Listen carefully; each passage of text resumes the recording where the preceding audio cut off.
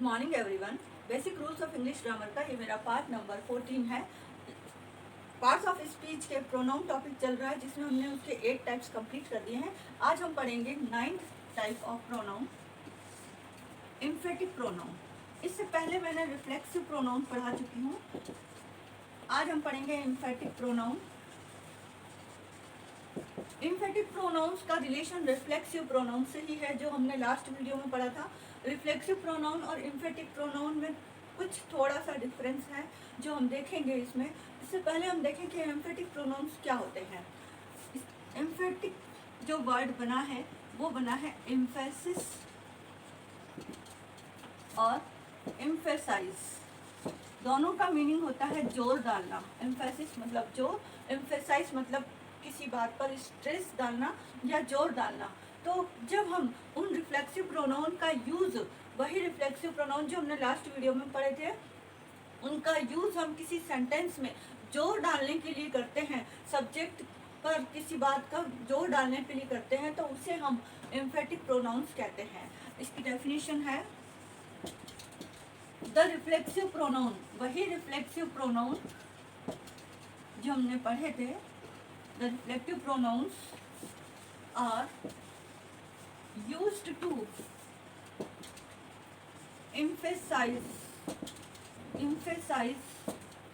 the noun or pronoun, या ये कह लो कि उसमें जो सब्जेक्ट है, उस सेंटेंस में जो सब्जेक्ट है या डूअर है, डूअर मीन्स कार्य करने वाला, सब्जेक्ट और डूअर, और वो सब्जेक्ट और डूअर एक नाउन भी हो सकता है और एक प्रोनाउन भी हो सकता है। जब इनके किसी एक्शन को या इन पर हम कोई जोर डालने के लिए जिन रिफ्लेक्सिव प्रोनाउन का यूज करेंगे, उसे ही हम एम्फेटिक प्रोनाउन कहते हैं।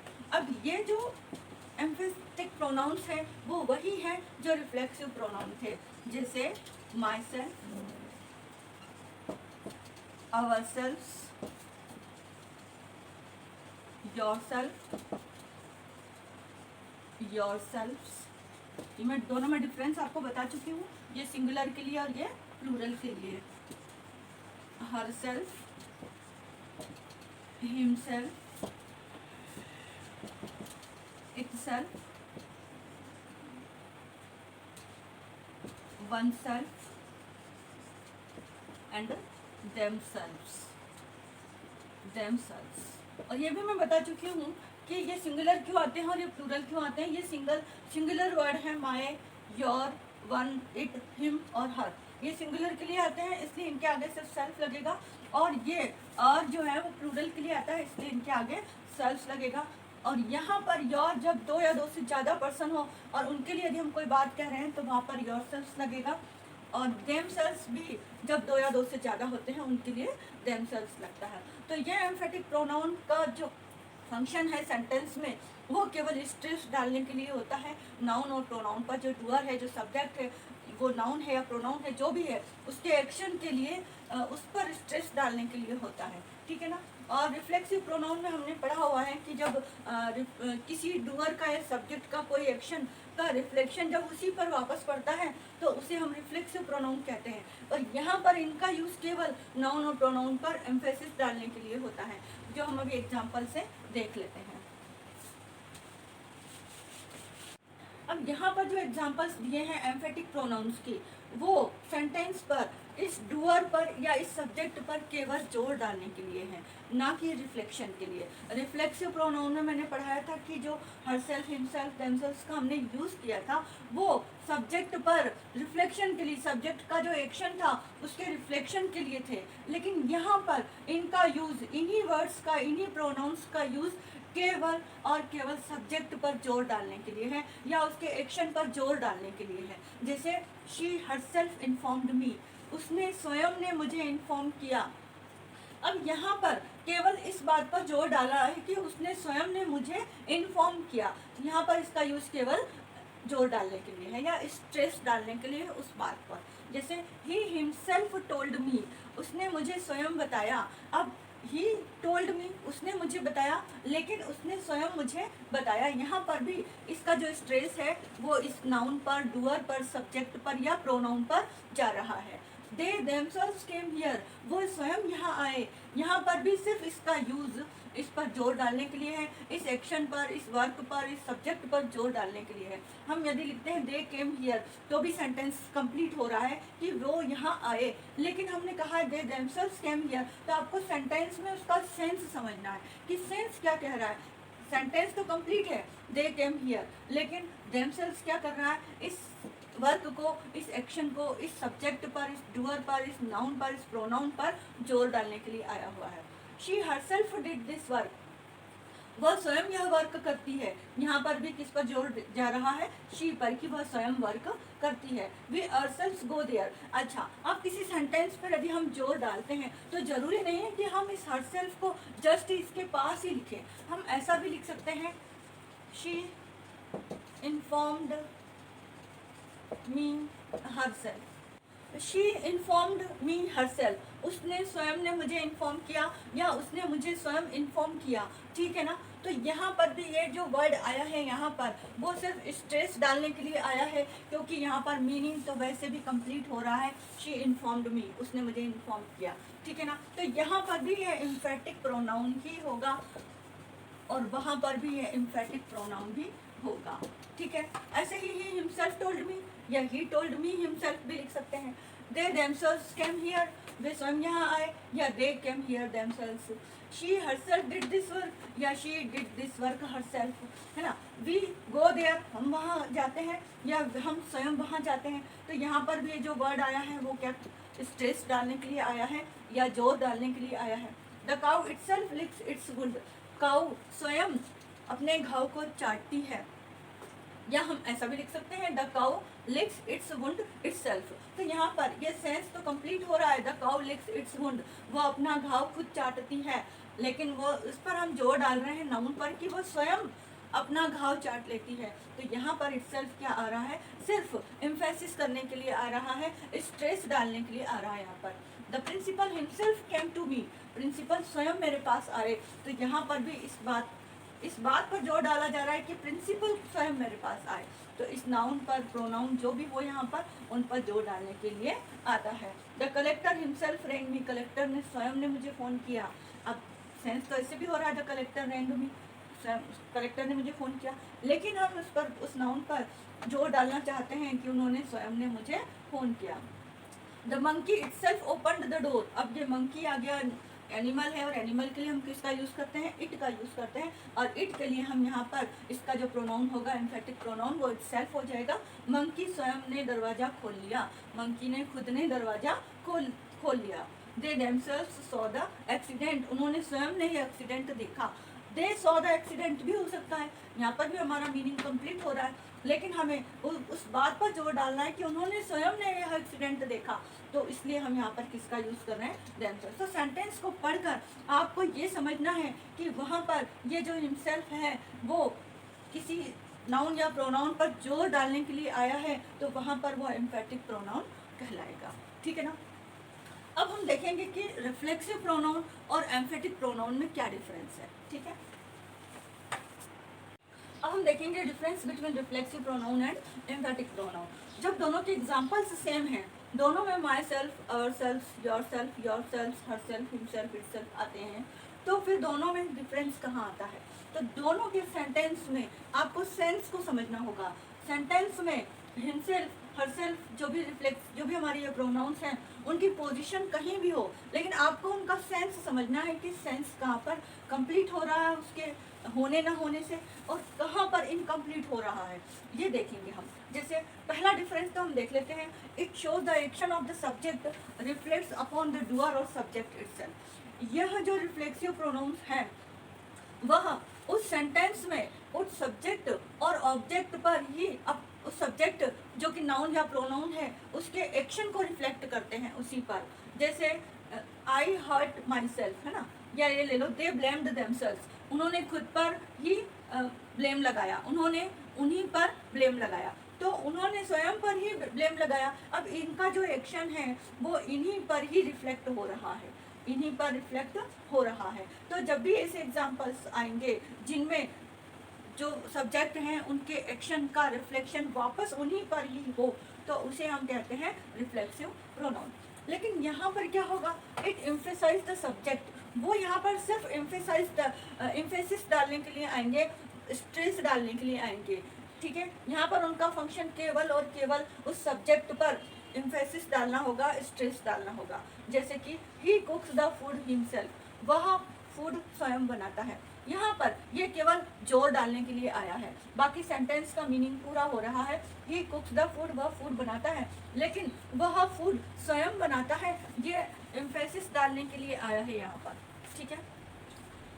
अब देखो दूसरा डिफरेंस है, if we remove reflexive pronoun, यदि हम रिफ्लेक्सिव प्रोनाउन को रिमूव कर देते हैं, हटा देते हैं, it would not make complete sense, तो वो सेंटेंस जो है वो हमें कंप्लीट सेंस नहीं देगा। मतलब रिफ्लेक्सिव प्रोनाउन तो कंपलसरी होते हैं, यदि उनको हम हटा देंगे तो वहाँ पर मीनिंग कंप्लीट नहीं होगा। जैसे the saint often talks to himself, जो संत हैं, जो महात्मा हैं, वो अक्सर अपने से ही बात करते हैं, स्वयं से ही बात करते हैं। अब मान लो मैं इसे हटा देती हूँ, इस हिमसेल्फ को यहाँ से हम हटा देते हैं, तो सेंटेंस होगा the saint often talks to, संत जो है वो बात करते हैं अक्सर। अब क्या, किससे, कहाँ, ये पता नहीं चलेगा यदि हम इसे हटा देते ना, तो इसे हम हटा नहीं सकते। यहाँ पर रिफ्लेक्सिव प्रोनाउन में हम रिफ्लेक्सिव प्रोनाउन को वहां से हटा नहीं सकते हैं, क्योंकि हटाने पर क्या हो जाएगा, ये इनकम्प्लीट सेंस देगा। अब हिमसेल्फ लगने पर इसका सेंस पूरा हो रहा है कि जो संत है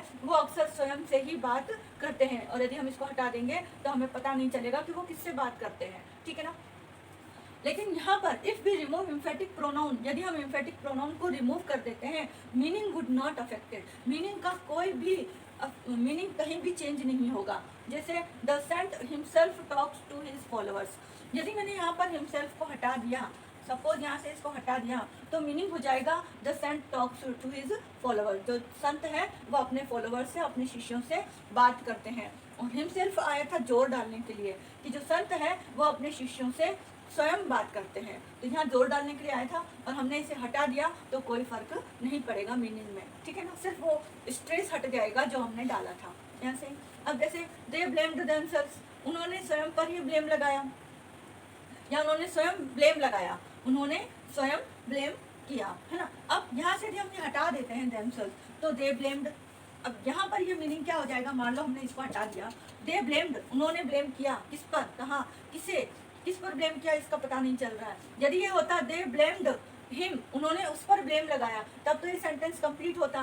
दे ब्लेम्ड हर, उस पर ब्लेम लगाया, तब भी सेंटेंस कंप्लीट होता। लेकिन देमसेल्व्स आने पर सेंस पूरा हो रहा है कि उन्होंने स्वयं ने ही ब्लेम किया, दे ब्लेम्ड देमसेल्व्स, तो यहाँ पर जो सेंटेंस होगा वो कंप्लीट होगा, इसको हटा देने पर वो इनकम्प्लीट हो जाएगा। ऐसे ही कट फिंगर हिमसेल्फ, उसने अपनी उंगली, स्वयं की उंगली काटी, या उसने स्वयं ने उंगली काटी, ठीक है ना, उसने स्वयं ने उंगली काटी। यहाँ पर यदि हम इसे हटा देते हैं, सपोज यहाँ से इसको हटा दिया, तो मीनिंग, इसका मीनिंग क्या होगा, ही कट फिंगर, उसने उंगली काटी। अब इस उसने उंगली काटी से हमें सेंस क्लियर नहीं हो रहा है कि खुद की काटी कि दूसरे की काटी, है ना, तो इसलिए हिमसेल्फ आने पर ही पता चलेगा कि उसने स्वयं ने उंगली काटी। और जब भी किसी सेंटेंस में पोजीशन आ जाता है, क्योंकि उंगली किसकी है, इस ही की है, और जब भी वहाँ पर पोजीशन आ जाता है तो इसका एक सेंटेंस और बन जाएगा, ही कट हिज ओन फिंगर, वहाँ ओन का यूज भी कर सकते हो आप हिमसेल्फ की जगह, ये सेंटेंस भी सही होगा। और अक्सर ऑन का ही यूज किया जाता है जब भी हमें पोजीशन मिले कहीं पर, है ना। He made his on house, उसने अपना घर स्वयं बनाया, तो हाउस पोजीशन में है उसके, तो जब भी पोजीशन में आ जाए तो आप ऑन लगा सकते हो हिमसेल्फ की जगह। ये सेंटेंस भी सही है और ये सेंटेंस भी सही है, लेकिन हिमसेल्फ को हम यहाँ से हटा नहीं सकते, क्योंकि ये रिफ्लेक्शन दे रहा है ही पर, और इससे इसका सेंस कंप्लीट हो रहा है। यहाँ पर हम हटा सकते हैं, जैसे ही कुक्स द फूड हिमसेल्फ,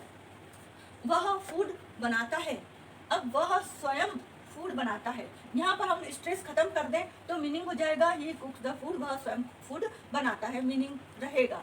यहाँ पर हिमसेल्फ आया केवल स्ट्रेस डालने के लिए कि वह स्वयं फूड बनाता है, और इस स्ट्रेस को हम हटा भी सकते हैं, ठीक है ना। जैसे आई हर्ट माई सेल्फ, मैंने खुद को घायल किया या चोटिल किया, मैंने खुद को किया, यदि मैं इस माई सेल्फ को यहाँ से हटा देती हूँ तो आ जाएगा आई हर्ट, मैंने हर्ट किया, किसे किया, ये कंप्लीट सेंस नहीं देगा। इसको हटा देने पर हमारा जो मीनिंग है वो कंप्लीट नहीं होगा, क्योंकि यहाँ पर क्वेश्चन मार्क लग जाएगा कि आई हर्ट, मैंने हर्ट तो किया लेकिन किसको, या तो मैं लिखूँ आई हर्ट इट, मैंने उसे मारा, कोई एनिमल है छोटा उसके लिए बोला है आई हर्ट इट या आई हर्ट हर, मैंने उसे घायल किया, आई हर्ट हिम, मैंने उस तब तो ये कंप्लीट सेंस देगा।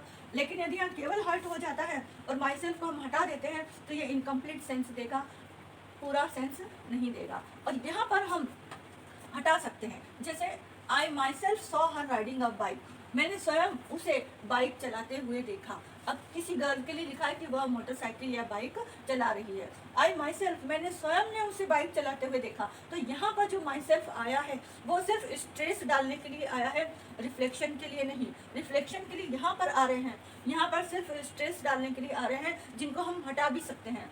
इस माई सेल्फ को यदि मैंने हटा दिया तो भी इसका सेंस कंप्लीट रहेगा। I saw her riding a bike, मैंने उसे बाइक चलाते हुए देखा। तो माई सेल्फ क्या था, यहाँ पर सिर्फ स्ट्रेस डालने के लिए था। ऐसे चिंकी हरसेल्फ लॉक्ड अलमीरा, चिंकी ने स्वयं ने अलमीरा को लॉक किया, खुद ने ही अलमीरा को लॉक किया। यदि हम हरसेल्फ हटा देते हैं, क्योंकि हरसेल्फ यहाँ पर सिर्फ स्ट्रेस डालने के लिए आया है, और यदि हम इसे हटा देते हैं तो भी मीनिंग कंप्लीट रहेगा।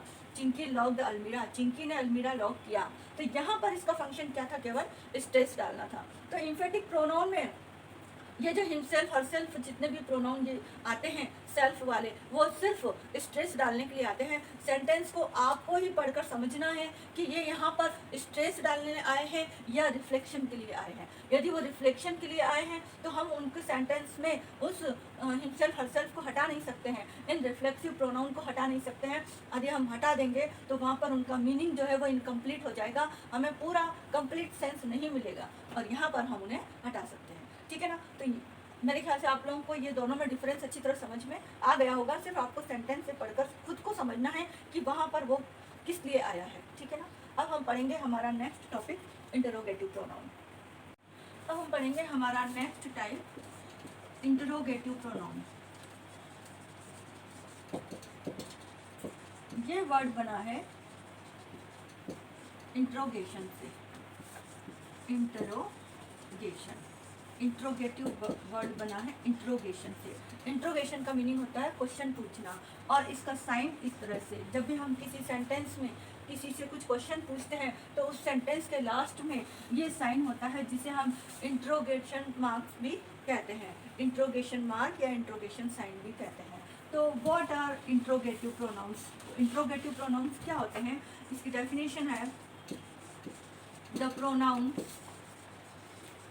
The pronouns which are used to ask questions, जो क्वेश्चंस पूछने के काम में आते हैं, ऐसे वर्ड को हम इंट्रोगेटिव प्रोनाउंस कहते हैं। अब प्रोनाउंस क्या होते हैं, प्रोनाउंस वो होते हैं जो किसी नाउन के बदले में आते हैं ना। जैसे मैंने आपको फर्स्ट मॉनिटर और सेकंड मॉनिटर का एग्जांपल मेरी पिछली वीडियो में दिया था। फर्स्ट मॉनिटर तो है हमारा नाउन और सेकंड मॉनिटर है हमारा प्रोनाउन, और उसको कहा हुआ है कि सेकंड मॉनिटर क्लास में तभी काम करेगा जब फर्स्ट मॉनिटर एब्सेंट होगा। तो जहाँ पर नाउन एब्सेंट होगा वहीं पर प्रोनाउन आएगा। ठीक है ना। तो प्रोनाउन के जस्ट बाद हमें कोई नाउन नहीं लेना है, क्योंकि वो आया ही नाउन के बदले में है। ठीक। अब ये प्रोनाउन क्या होते हैं, किसी क्वेश्चन में हम उन प्रोनाउन का यूज़ करते हैं जिनका आंसर हमें एक नाउन या प्रोनाउन ही मिलता है, और वो है हमारे who, whom, whose, what and which।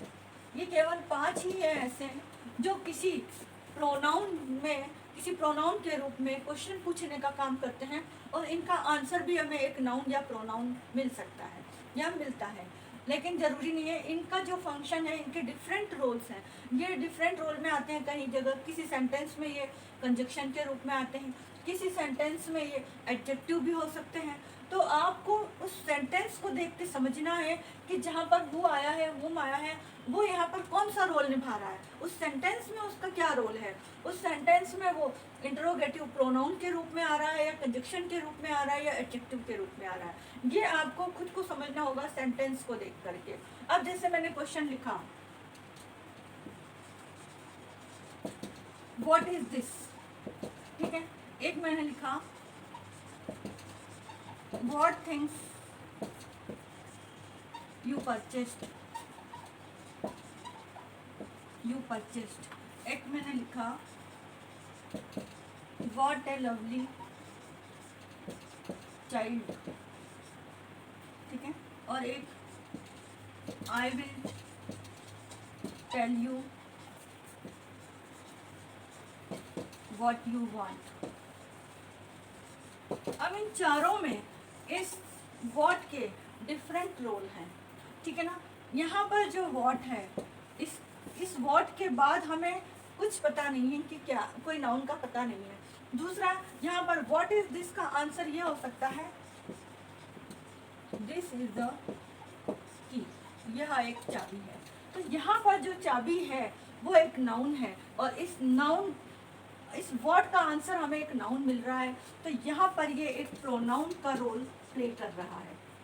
यहाँ पर ये वर्ड क्या है, एक प्रोनाउन है, ठीक है। तो क्वेश्चन को देख के आपको, इन चारों में सेंटेंस को देख के आपको समझना है कि उसमें उस वर्ड का क्या रोल है, ठीक है। यहाँ पर दिस भी एक डिमोन्स्ट्रेटिव प्रोनाउन है, तो दिस का रोल भी यहाँ पर प्रोनाउन है। यदि हम यहाँ ऐसा लिखते हैं दिस बुक, तो वहाँ पर वो दिस एडजेक्टिव हो जाता, लेकिन यहाँ पर केवल दिस आ रहा, तो यहाँ पर ये डिमोन्स्ट्रेटिव प्रोनाउन है और यहाँ पर यह इंटरोगेटिव प्रोनाउन है, क्योंकि ये यहाँ पर क्या कर रहा है, क्वेश्चन पूछने का काम कर रहा है, और इसके बाद भी क्वेश्चन मार्क लगा हुआ है। तो यहाँ पर व्हाट क्या है, एक इंटरोगेटिव प्रोनाउन है। अब यहाँ पर व्हाट का रोल क्या है, क्योंकि व्हाट के जस्ट बाद एक नाउन आ रहा है, और नाउन से पहले जो वर्ड आता है वो एडजेक्टिव होता है। वो क्या होता है, एडजेक्टिव होता है, इसलिए व्हाट यहाँ पर क्या है, एक एडजेक्टिव है, ठीक है। और कौन सा एडजेक्टिव है, इंटरोगेटिव एडजेक्टिव है, क्योंकि ये भी तो क्वेश्चन पूछने का काम कर रहा है कि व्हाट थिंग्स यू परचेस्ड, तुमने कौन सी चीज खरीदी,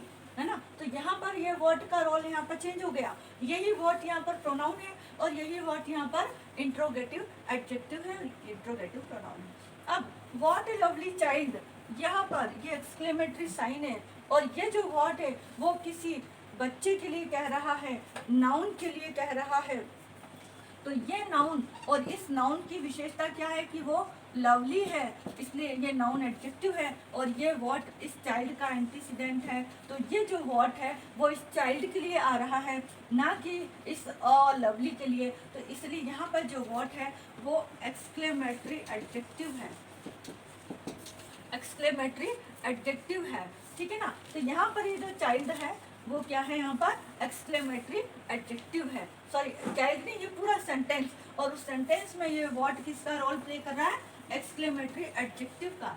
और I will tell you what you want, मैं तुम्हें कह दूंगा जो भी तुम्हें चाहते हो, मैं तुम्हें सब बता दूंगा जो तुम चाहते हो।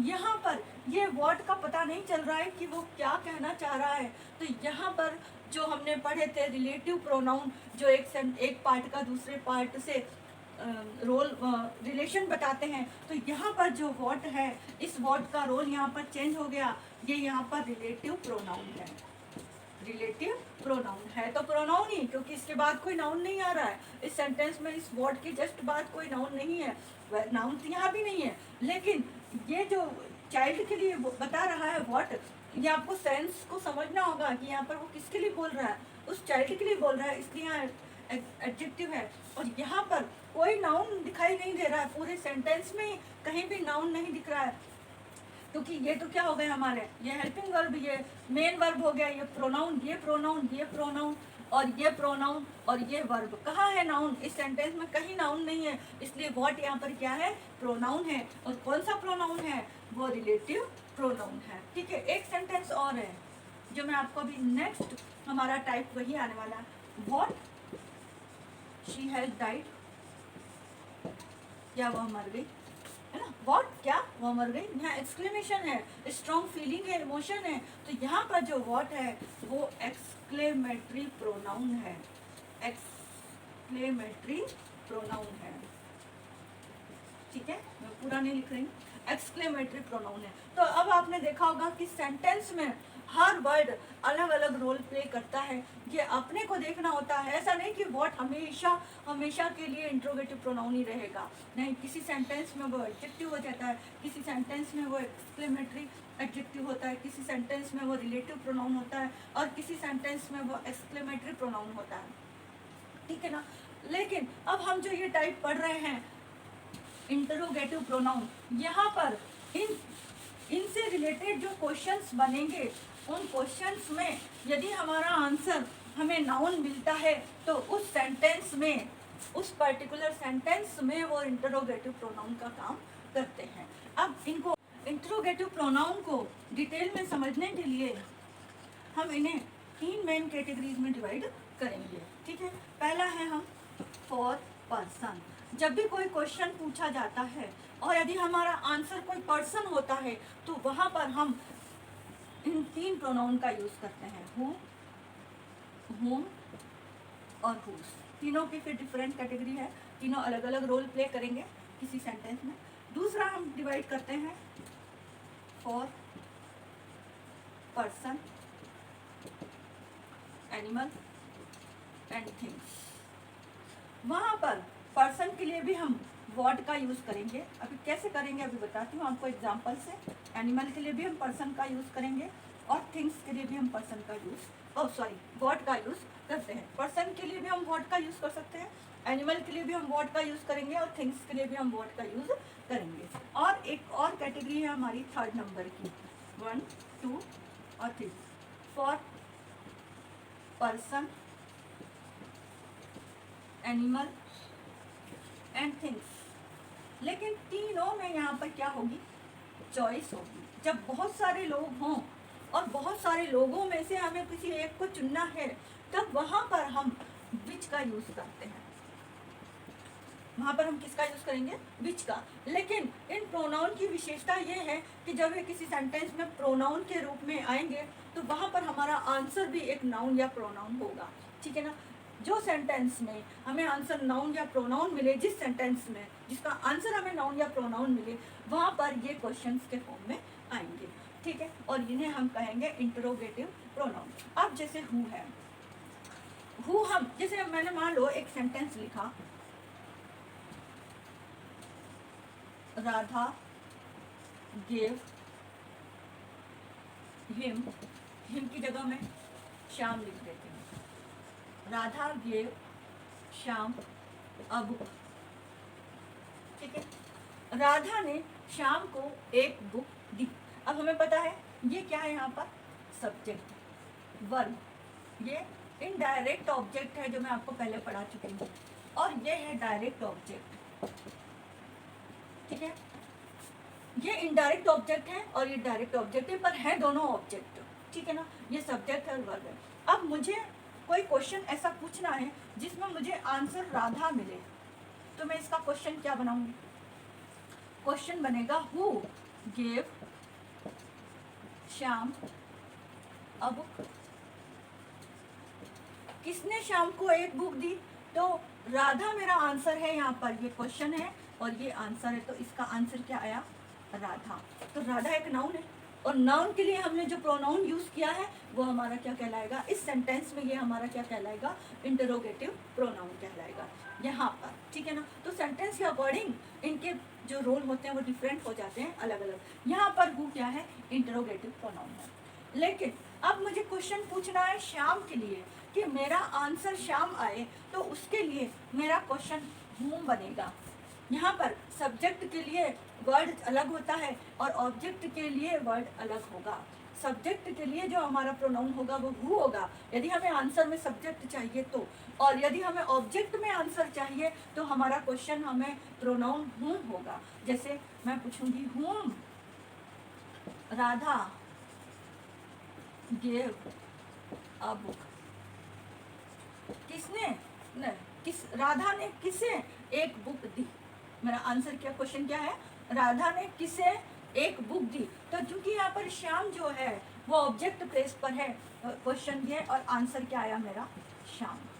तो श्याम के लिए यदि मुझे पूछना है तो मुझे हुम का यूज़ करना होगा, क्योंकि मुझे पता है इस सेंटेंस में श्याम कहाँ पर बैठा है, ऑब्जेक्ट प्लेस पर बैठा है। तो उसके लिए मेरा क्वेश्चन क्या होगा, हुम, हुम से शुरू होगा।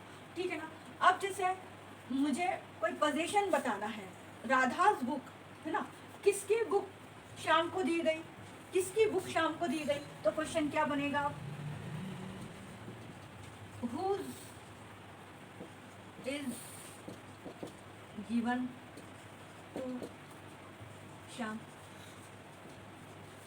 किसकी दी गई, मैंने यहाँ बुक नहीं लिखा तो कि हुज के बाद यदि बुक लिख दूंगी तो वो एडजेक्टिव हो जाएगा, हुज वहाँ पर क्या हो जाएगा, एडजेक्टिव हो जाएगा। लेकिन हमारा पहले हमारे सेंटेंस चल रहे थे, अंडरस्टूड है कि क्या देने की बात चल रही है। तो whose is given to Shyam, किसकी दी गई शाम को, तो यहाँ पर क्या आ जाएगा, राधास, राधास, केवल राधास लिख दिया मैंने, इससे भी अंडरस्टूड है कि राधा की बुक दी गई। तो जब यहाँ पर हमें पोजीशन केवल राधा आंसर नहीं आया, केवल राधा आता तो वो नाउन हो जाता, राधाज आया है कि पोजीशन बता रहा है कि इसकी बुक दी गई है। तो मैंने आपको पॉजिटिव प्रोनाउन में भी पढ़ाया हुआ है, हर्स, देयर्स, हिज, योर्स, है ना, माइन, ये सब पॉजिटिव प्रोनाउन है। तो राधास भी यहाँ पर क्या बता रहा है, पोजीशन बता रहा है कि राधा की बुक दी गई। तो जब किसी का पोजीशन बताना हो तब हम जैसे इज हॉस्टल, तो किसका हॉस्टल, उसका हॉस्टल, है ना, तो वहाँ पर हमें क्या करना होगा, पोजीशन के लिए हमें हुज का यूज करेंगे। तो मेरे ख्याल से इन तीनों में डिफरेंस समझ में आ गया होगा आपको कि हु हम क्वेश्चन में किसके लिए रखते हैं, सब्जेक्ट के लिए रखते हैं, हुम हम क्वेश्चन में किसके लिए रखते हैं, ऑब्जेक्ट के लिए रखते हैं। लेकिन आजकल की मॉडर्न इंग्लिश में हुम का यूज बहुत कम होने लगा है, हुम का यूज बहुत ही कम करते हैं। यदि आप किसी कॉम्पिटिटिव एग्जाम की तैयारी कर रहे हैं तो वहाँ तो आपको हुम का ही यूज़ करना है, लेकिन स्पोकन इंग्लिश में, मॉडर्न इंग्लिश में आजकल हु ही लिख देते हैं, हु की जगह हु ही लिख देते हैं। Who Radha gave a book, ये भी चलन में है और कई जगह मैंने पढ़ा भी है और देखा भी है, तो हु भी लिख देते हैं। लेकिन आप यदि ग्रामर की तैयारी कर रहे हैं तो आप ऑब्जेक्ट के लिए हुम का यूज ही करेंगे, ठीक है ना। तो ये तीनों में डिफरेंस समझ में आ गया, जो हम किसी पर्सन के लिए ही बात कर रहे हैं। अब आ जाते हैं हम व्हाट और विच पर। ये भी दो ऐसे प्रोनाउन हैं जिनका आंसर हमें केवल नाउन या प्रोनाउन मिल सकता है। कैसे, जैसे पर्सन के लिए व्हाट। अब पर्सन के लिए व्हाट हम कह सकते हैं जब भी हम किसी का प्रोफेशन पूछते हैं कि वह क्या है, प्रोफेशन में वो क्या हो सकता है, कोई डॉक्टर, कोई इंजीनियर, कोई टीचर, कोई क्लर्क, कोई ऑफिसर हो सकता है। तो जब भी हम किसी प्रोफेशन के लिए कोई क्वेश्चन पूछते हैं किसी पर्सन के लिए, तो वहाँ पर हम व्हाट का यूज करते हैं।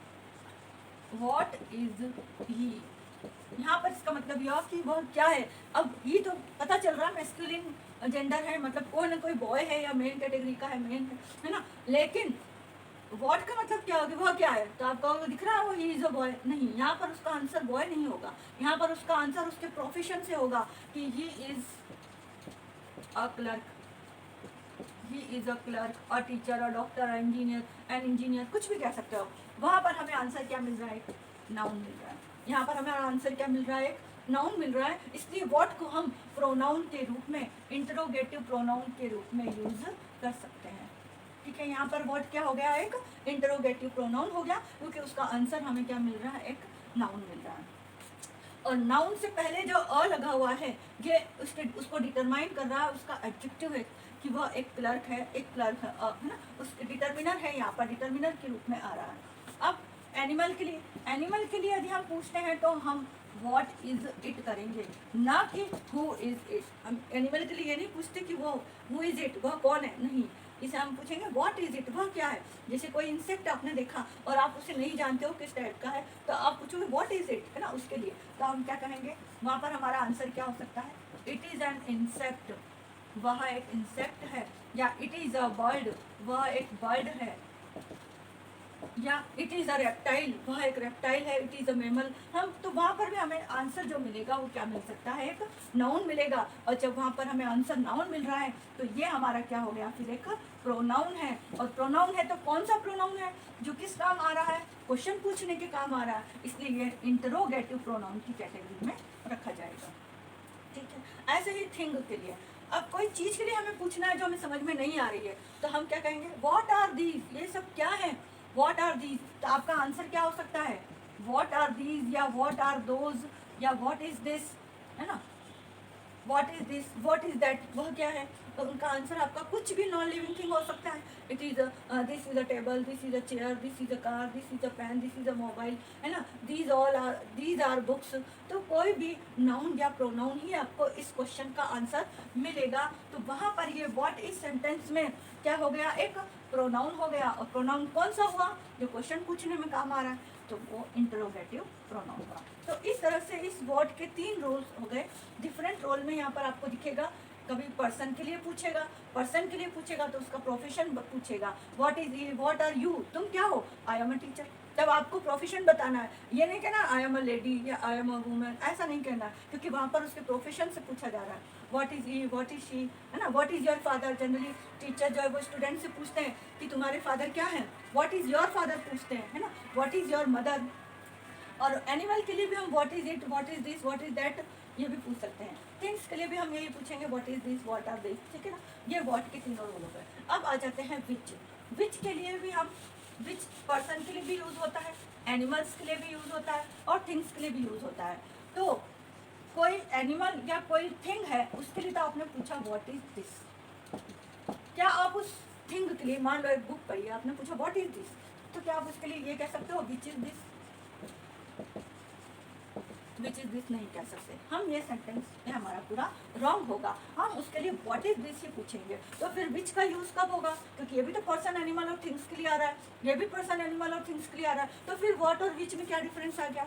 तो व्हाट और विच के लिए यही डिफरेंस है कि ये हम किसी एक के लिए पूछ सकते हैं, दो के लिए पूछ सकते हैं, लेकिन विच का यूज़ हम जब भी करेंगे जब बहुत सारे ऑप्शंस हमारे सामने हो और उनमें से हमें किसी एक को चूज़ करना है, किसी एक को सेलेक्ट करना है, तब जब हमारे पास चॉइस हो। आप यहाँ पर चॉइस को अंडरलाइन कर लेना, इंपॉर्टेंट वर्ड है विच के लिए। विच में विच का यूज़ हम जब भी करेंगे जब हमारे पास चॉइस हो। तो इसके कुछ एग्जाम्पल्स देख लेते हैं, जैसे which of these players is your favorite, is your favorite। अब इसमें पर्सन, प्लेयर्स क्या है, पर्सन है, और पर्सन के लिए हम किसका यूज कर रहे हैं, विच का। यहाँ पर व्हाट का नहीं करेंगे, हु का नहीं करेंगे, हु ऑफ दीज प्लेयर्स, वो गलत हो जाएगा। क्योंकि जब भी मैंने आपको ध्यान रखना है, चॉइस की बात आती है, जब बहुत सारे ऑप्शन में से या 4 ऑप्शन मल्टीपल चॉइस क्वेश्चन आते हैं, वहाँ पर अक्सर आप विच ही देखोगे किसी पर्सन के लिए, क्योंकि 4 ऑप्शन में से आपको एक को सेलेक्ट करना होता है। तो वहाँ पर भी किसका यूज होगा, विच का। तो आपका आंसर क्या आएगा, आपका आंसर क्या आ जाएगा, सचिन तेंदुलकर। ठीक है, आपने कह लिया सचिन तेंदुलकर। अब सचिन तेंदुलकर क्या है, एक प्रॉपर नाउन है, और प्रॉपर नाउन, इस क्वेश्चन का आंसर हमें क्या मिल रहा है, एक प्रॉपर नाउन मिल रहा है, इसलिए विच यहाँ पर क्या है, एक प्रोनाउन है। और प्रोनाउन कौन सा है, क्वेश्चन पूछने के काम आ रहा है, इसलिए यहाँ पर ये इंटरोगेटिव प्रोनाउन है। ठीक है, ये समझ में आ गया। ये पर्सन के लिए, ऐसे पर्सन के लिए और भी क्वेश्चन बन सकते हैं। प्लेयर्स की जगह आप लिख सकते हो which of these great leaders, which of these freedom fighters, which of these teachers, which of these doctors। किसी के लिए भी आप कह सकते हो, पर्सन के लिए आपको क्वेश्चन पूछना है यहाँ पर, तो आप विच का यूज करोगे। ऐसे ही एनिमल्स के लिए, उसमें भी आपको चॉइस ही रखनी होगी, जैसे which of these birds, in birds में से डू यू लाइक मोस्ट, आप किसे सबसे ज़्यादा पसंद करते हो। आपका आंसर क्या आएगा, एक नाउन आएगा। मान लो मैंने लिखा पैरट या पिकॉक, है ना, पिकॉक भी लिख सकते हो, आपकी जो मर्जी, जो आपको पसंद है आप लिखोगे नाउन ही, है ना, क्योंकि आपको क्या करना है, बर्ड का नेम ही लिखना है, और वो बर्ड का नेम आपने जो लिखा है वो एक नाउन है। तो नाउन होने की वजह से ये जो विच है वो क्या है, यहाँ पर प्रोनाउन है, क्योंकि नाउन के बदले में आ रहा है। वो प्रोनाउन कौन सा है, इंटरोगेटिव प्रोनाउन। तो यहाँ पर भी जब आपको किसी एक को चूज करना है तो वहाँ पर जो क्वेश्चन बनेगा वो विच बनेगा, व्हाट नहीं बनेगा। आप ध्यान रख सकते व्हाट ऑफ दीज बर्ड्स, ये गलत हो जाएगा, या हु हुम हुज का यूज यहाँ पर नहीं कर सकते आप। ठीक है ना, हु हुम हुज का तो वैसे भी केवल और केवल पर्सन के लिए होता है, एनिमल्स और थिंग्स के लिए कभी नहीं होता है। अब थिंग्स के लिए, थिंग्स में भी आप कर सकते हैं विच ऑफ दीज बुक्स, इनमें से कौन सी बुक इज योर फेवरेट, या इज इंटरेस्टिंग, इज इंटरेस्टिंग, कुछ भी, जो भी आपको क्वेश्चन बनाना, तो इनमें से कौन सी बुक इंटरेस्टिंग है, क्वेश्चन है। और आपका आंसर क्या आ सकता है, कुछ भी आ सकता है, जो भी आप चाहो। शेक्सपियर की बुक, है ना, शेक्सपियर बुक, शेक्सपियर की बुक। ठीक है, तो यहाँ पर भी आपको आंसर क्या मिल रहा है, नाउन मिल रहा है, बुक। ये तो इसका एडजेक्टिव हो गया कि वो बुक की विशेषता बता रहा है कि कौन सी बुक, लेकिन बुक तो आपको एक नाउन ही मिलेगा ना, एडजेक्टिव तो आ सकता है।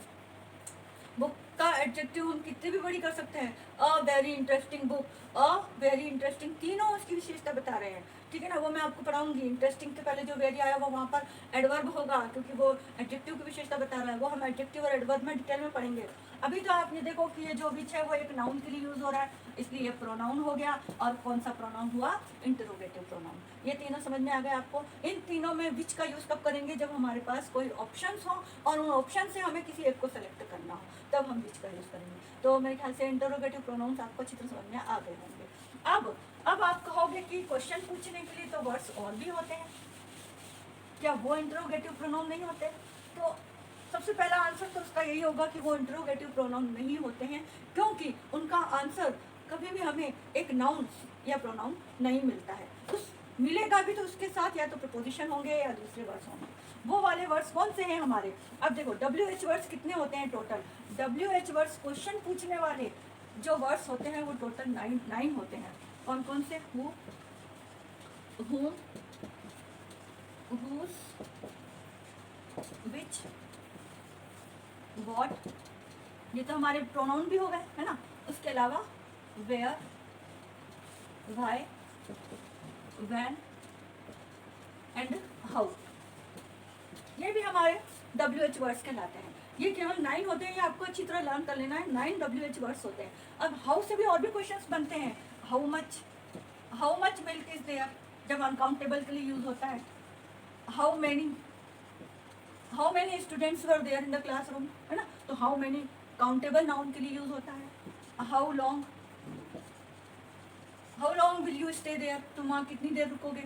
तो हाउ मच ये भी है, लेकिन ये हाउ से ही बने हुए हैं, इसलिए हम WH वर्ड्स तो केवल 9 ही लेंगे। अब उनमें से हमने इसे प्रोनाउन ले लिया, इससे प्रोनाउन ले लिया, इसको ले लिया, इसको ले लिया।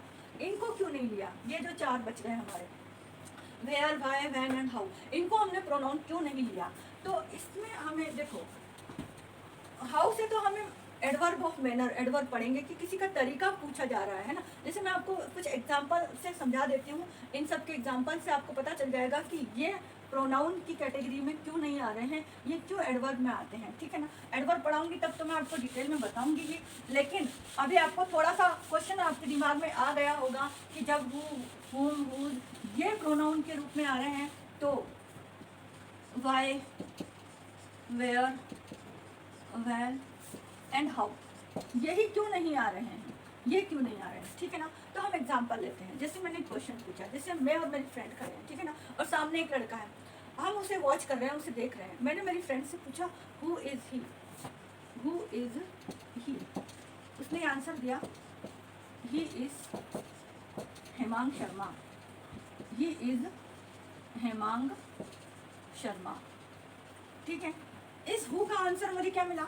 हेमांग शर्मा मिला। तो ये हो गया एक नाउन। केवल हेमांग शर्मा भी कह सकती थी कि मैंने पूछा वो ही थी, वो कही हेमांग शर्मा, ठीक है। तो ये इंटरोगेटिव प्रोनाउन हो गया, क्योंकि यहाँ पर इसका आंसर मुझे क्या मिला? हेमांग शर्मा मिला है। तो ये यहाँ पर इस सेंटेंस में इंटरोगेटिव प्रोनाउन के रूप में आया हुआ है। यहाँ पर इसका रोल क्या है? प्रोनाउन है। दूसरा मैंने पूछा whom आर वी वॉचिंग, हम किसे वॉच कर रहे हैं? तो वो क्या कहेगी? We are watching Hemang Sharma, हम हेमांग शर्मा को वॉच कर रहे हैं। यहाँ पर भी क्या मिला मुझे? एक नाउन मिला, प्रॉपर नाउन मिला। तो यहाँ पर इसका रोल क्या हो गया? प्रोनाउन का। कौन सा? इंटरोगेटिव प्रोनाउन, क्योंकि क्वेश्चन पूछने में काम आ रहा है, ठीक है ना। अब मैंने पूछा whose is that car, वह कार किसकी है? उसका फिर आंसर क्या हो सकता है? हेमांग शर्मा। कार किसकी है? हेमांग शर्मा की। और whose क्या बता रहा है यहाँ पर? पोजीशन बता रहा है। और पोजीशन किसकी है? वो कार किसके पोजीशन में है, किसके अंडर में है? तो हेमांग शर्मा। आंसर फिर हमें एक नाउन ही मिला। तो यहाँ पर इसका रोल क्या हो गया? फिर प्रोनाउन हो गया और इंट्रोगेटिव प्रोनाउन हो गया। फिर मैंने पूछा व्हाट इज ही, वह क्या है? तो उसका प्रोफेशन पूछा है ना। तो उसने आंसर दिया ही इज एन इंजीनियर, वह क्या है? इंजीनियर है, ठीक है ना। यहाँ पर फिर मुझे क्या मिला? एक नाउन मिला आंसर में। और नाउन मिलने से ये यहाँ पर व्हाट क्या हो गया है? पर्सन के लिए हो गया, उसी के लिए कि वो पर्सन क्या है, एक इंजीनियर है, तो यहाँ पर इंट्रोगेटिव प्रोनाउन हो गया, ठीक है ना। अब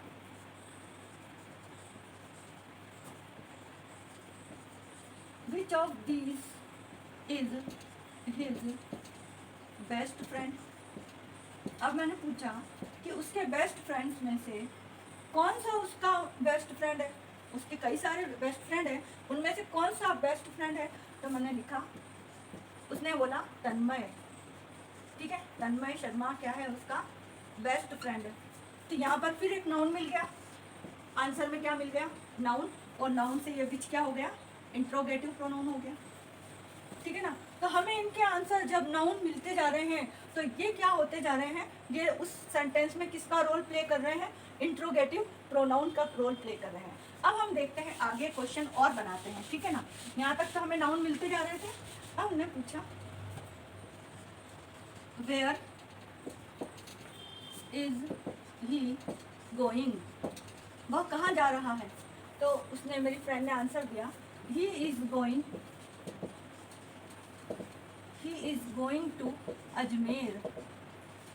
अब देखो यहाँ पर आप कहोगे अजमेर भी तो एक नाउन ही है, लेकिन अजमेर के पास क्या आ रहा है, एक प्रीपोजिशन आ रहा है, प्रीपोजिशन प्लस नाउन, और ये प्रीपोजिशन आने की वजह से मेरा जो आंसर है वेयर का, क्योंकि इज ही गोइंग तो क्वेश्चन में ही है, केवल आंसर यदि मैंने पूछा वेयर इज ही गोइंग तो वो क्या कहेगी, टू अजमेर, केवल अजमेर नहीं कहेगी, वो क्या कहेगी, टू अजमेर। यदि पूरा बोलेगी तो he is going to Ajmer, या he is going to Kishangarh, या he is going to Jaipur, he is going to Delhi, कुछ भी उसके आगे उसे टू लगाना ही पड़ेगा। और जब भी टू लग जाता है, ये केवल नाउन नहीं है, इसके साथ प्रीपोजिशन लग जाता है, तो यहाँ पर ये वेयर जो है वो एडवर्ब का रोल प्ले कर रहा है, क्योंकि एडवर्ब में हम प्रीपोजिशन पर किसी प्लेस को बताते हैं तो उसके साथ क्या आ जाता है, एक प्रीपोजिशन लग जाता है। इसलिए वेयर से मुझे सिंगल नाउन नहीं मिल रहा है, वेयर के आंसर से मुझे सिंगल नाउन नहीं मिल रहा है, इसलिए ये वेयर यहाँ पर एक एडवर्ब का रोल प्ले कर रहा है, क्योंकि यहाँ पर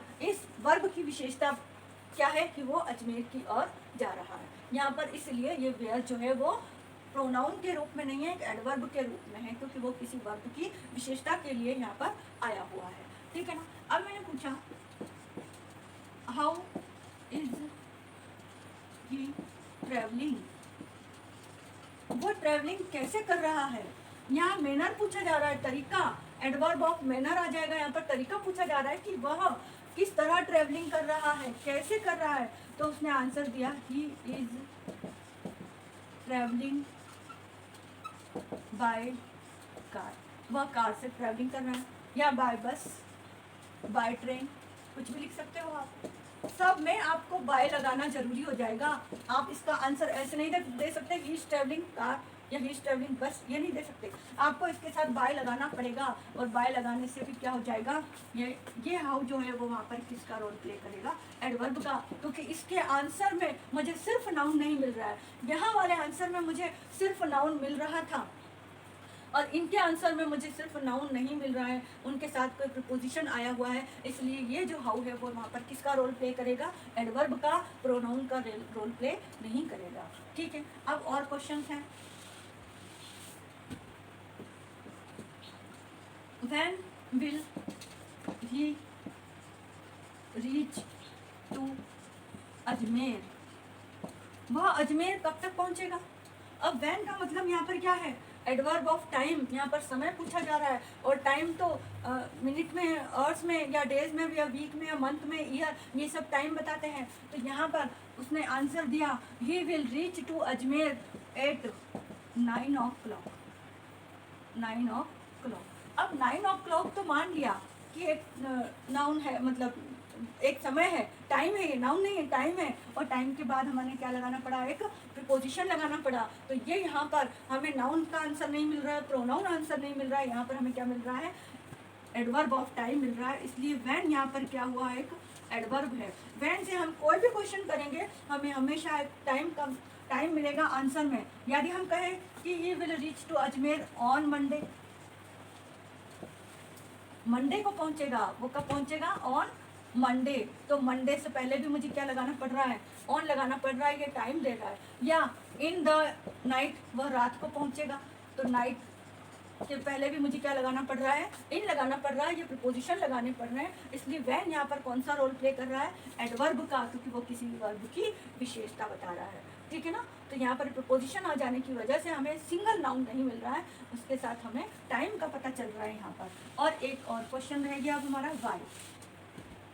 ये पूरे 9 WH वर्ड्स थे, जिसमें से 5 तो हमारे इंट्रोगेटिव प्रोनाउन हो सकते हैं। जिस सेंटेंस में हमें उससे नाउन का आंसर मिले, उस सेंटेंस में वो इंट्रोगेटिव प्रोनाउन का रोल प्ले करेंगे।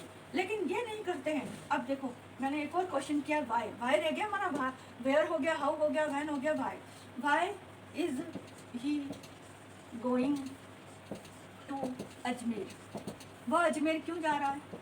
तो आपने आंसर मिला, हमें आंसर मिला, he is going to Ajmer. मान लो मैं इसे पूरा लिखूं यहाँ तक, बिकॉज अब यहाँ पर एक रीजन आ रहा है, इस क्वेश्चन का वाई का एक रीजन मिल रहा है, बिकॉज ही वॉन्ट्स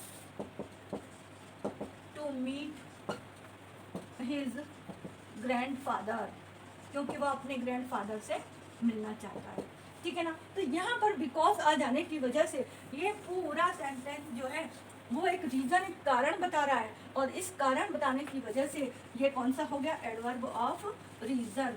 मैं आपको जब एडवर्ब पढ़ाऊंगी तब और डिटेल में बता दूंगी। अभी मैंने आपको, आपके दिमाग में जो क्वेश्चन आया होगा कि यदि with whom, sorry who, whom, whose, with, what और विच यदि प्रोनाउन है, तो ये प्रोनाउन के रूप में क्यों नहीं आ रहे हैं, क्यों नहीं आ रहे हैं, क्योंकि ये जगह बता रहा है। अब जगह कोई प्लेस बता रहा है, प्लेस जरूर से कोई प्रॉपर नाउन हो सकता है, लेकिन उसके पहले प्रीपोजिशन आ जाने की वजह से वो एडवर्ब के रूप में एक्ट होगा यहाँ पर। हाउ हमें मैनर या तरीका बताएगा, व्हेन हमें टाइम बताएगा, जो कि adverb of time, adverb of manner, adverb of place, और ये एडवर्ब ऑफ रीजन बता रहा है। यहाँ पर कोई सिंगल हमें नाउन या प्रोनाउन आंसर नहीं मिल रहा है, इसलिए these all are act as adverb, not pronoun, ठीक है। यहाँ तक समझ में आ गया, और मेरे ख्याल से सबको क्लियर हो गया होगा कि वो जो 5 हैं उनसे आंसर हमें सिंगल प्रोनाउन मिल सकता है, इसलिए वो क्या है। अब हम पढ़ेंगे हमारा last topic type of pronoun में। लास्ट टाइप है एक्सक्लेमेटरी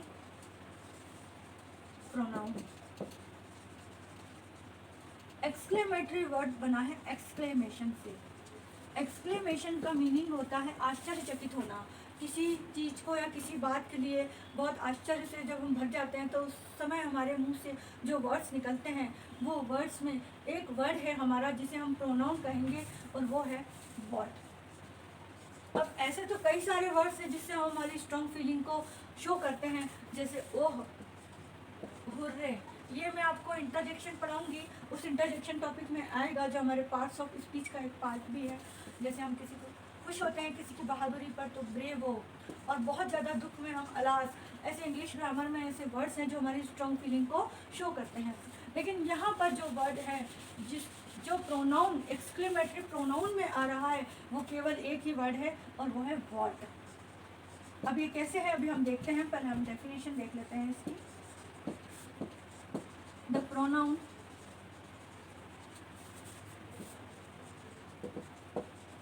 which is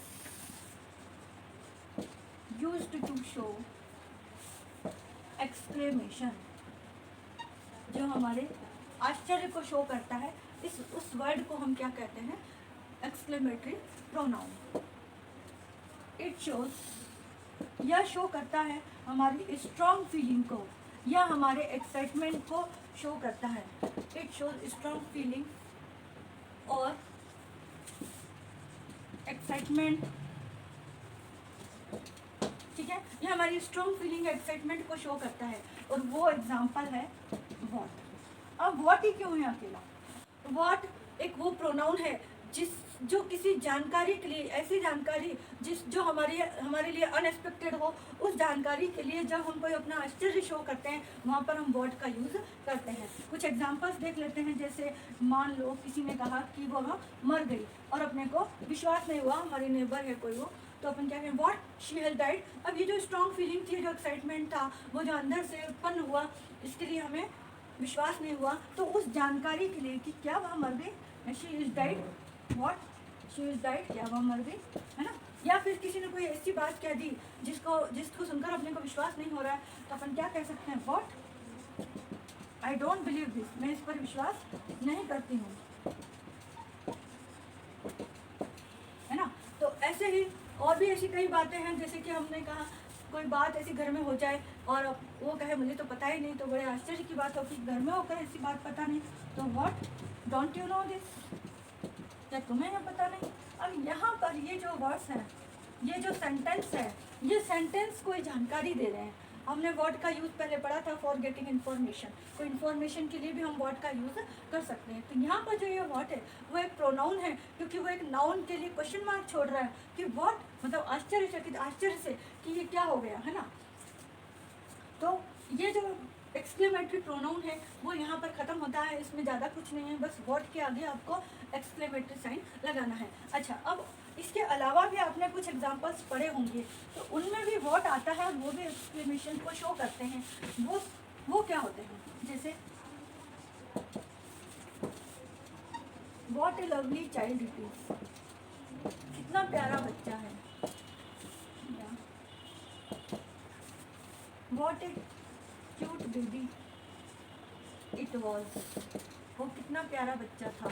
अब एक्सक्लेमेशन मार्क यहाँ पर यहाँ लगा हुआ है, ठीक है ना। तो ये जो साइन यहाँ पर लगा हुआ है इस पूरे सेंटेंस के बाद में है, और प्रोनाउन में हमने वो देखा था सिर्फ व्हाट के आगे ही लगा था, बाकी सेंटेंस सिंपल था। यहाँ पर पूरा सेंटेंस हो जाने के बाद ये साइन लगा हुआ है। और भी लिख सकते हैं, जैसे what a beautiful girl it is, she is, yeah, what an ugly woman she is। अब ये जो चारों सेंटेंसेस हैं उनमें एक हमारा नाउन है यहाँ पर चारों में, चाइल्ड, बेबी, गर्ल और वुमेन, और उनकी विशेषता बताई जा रही है कि what A lovely child, what A cute baby, what a beautiful girl या व्हाट एन अगली वुमेन। तो ये नाउन की विशेषता बताने के लिए जो हमारे वर्ड्स आ रहे हैं, उन वर्ड्स तो वैसे ये है lovely child, lovely cute baby, beautiful girl, अगली वुमेन, लेकिन इन नाउन की एक्सक्लेमेशन को, उनके प्यारेपन को, उनकी सुंदरता के आश्चर्य को बोध कराने के लिए जो वर्ड यूज़ हो रहा है दैट इज़ व्हाट। और इसीलिए जब किसी नाउन की विशेषता बताने वाले वर्ड का हम यूज़ करते हैं तो उसे हम एडजेक्टिव कहते हैं। तो यहाँ पर ये जो व्हाट है वो क्या है, एडजेक्टिव है। और व्हाट कौन सा एडजेक्टिव है, क्योंकि ये हमें आश्चर्य बोध करवा रहे हैं, इसलिए ये कौन से होंगे, एक्सक्लेमेटरी एडजेक्टिव। जिस तरह से हमने पढ़ा एक्सक्लेमेटरी प्रोनाउन, ये प्रोनाउन में जस्ट इसके बाद एक्सक्लेमेटरी साइन था और उसके बाद कोई सिंपल सेंटेंस था, तो ये वर्ड हमें कोई जानकारी दे रहा था, इसलिए यहाँ पर फॉर गेटिंग इन्फॉर्मेशन हम वर्ड का यूज़ करते हैं। तो यहाँ पर इसीलिए ये वर्ड क्या हुआ, प्रोनाउन हुआ। कौन सा, एक्सक्लेमेटरी प्रोनाउन। तो जब हम वर्ड का यूज़ कोई जानकारी प्राप्त करने के लिए करते हैं या हम उसके आश्चर्य को शो करने के लिए करते हैं, वहाँ पर वो प्रोनाउन की तरह एक्ट होगा। और यहाँ पर जो एक्सक्लेमेशन शो हो रहा है, जो हमारा आश्चर्य शो हो रहा है, वो किसी नाउन की विशेषता के लिए हो रहा है, इसलिए यहाँ पर ये वर्ड एडजेक्टिव आएगा, एक्सक्लेमेटरी एडजेक्टिव। और मैं जब एडजेक्टिव चैप्टर आपको पढ़ाऊँगी तब इन्हें और डिटेल में बताऊँगी। अभी आपको सिर्फ डिफरेंस बताया है कि ये इस तरह का यदि सेंटेंस आ जाए उसमें वर्ड लिखा हुआ है तो वो एडजेक्टिव होंगे, प्रोनाउन नहीं। और इस तरह का सेंटेंस आ जाए जिसमें वर्ड पर ही एक्सक्लेमेटरी साइन लगा हो तो ये एक्सक्लेमेटरी प्रोनाउन होगा, एडजेक्टिव नहीं। ठीक है, यहाँ तक मेरे ख्याल से सबको समझ में आ गया होगा। और आज हमारा प्रोनाउन का ये टॉपिक कंप्लीट होता है। अब हम नेक्स्ट वीडियो से नेक्स्ट टॉपिक स्टार्ट करेंगे। ठीक है।